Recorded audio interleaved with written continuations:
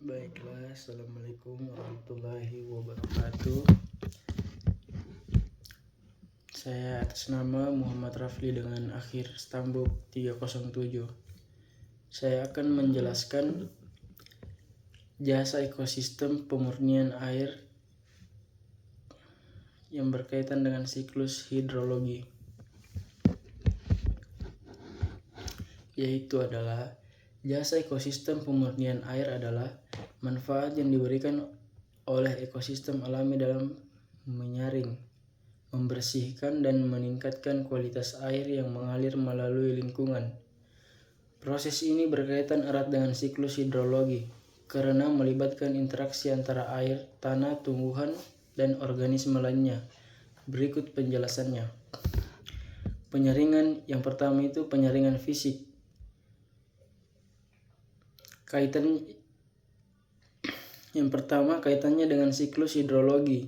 Saat air hujan meresap ke dalam tanah atau infiltrasi, partikel sedimen dan polutan tersaring oleh lapisan tanah dan akar tumbuhan. Proses ini meningkatkan kualitas air tanah. Contoh ekosistem: hutan, rawa, dan lahan basah berfungsi sebagai filter alami yang menangkap sedimen dan zat pencemar dari limpasan permukaan sebelum air mencapai sungai atau danau. Yang kedua, mengurangi zat kimia oleh mikroorganisme. Kaitannya dengan siklus hidrologi.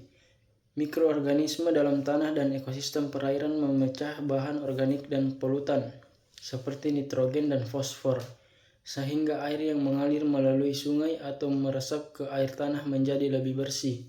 Contoh ekosistem: lahan basah mengurangi limbah organik melalui proses biologis seperti denitrifikasi. Yang ketiga, penyerapan zat berbahaya oleh tumbuhan. Kaitannya dengan siklus hidrologi, yaitu dalam siklus hidrologi, air permukaan yang melewati tumbuhan, misalnya di hutan atau rawa, dimurnikan ketika tumbuhan menyerap logam berat atau nutrien berlebihan yang dapat menyebabkan eutrofikasi. Contoh ekosistem: hutan mangrove menyerap logam berat dari air laut atau sungai yang mengalir ke laut. Yang keempat, pengaturan aliran air dan pengendalian banjir.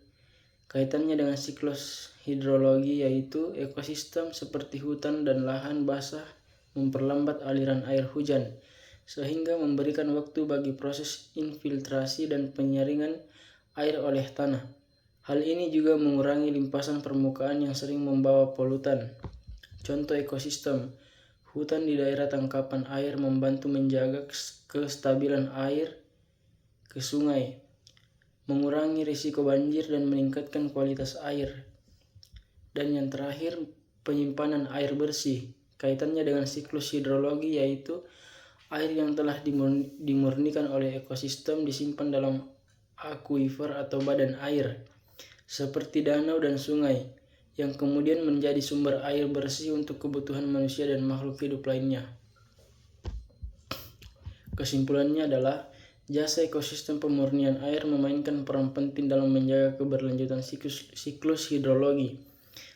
Tanpa ekosistem yang sehat, kemampuan alam untuk menyaring air akan terganggu, sehingga meningkatkan polusi air dan mengurangi pasokan air bersih.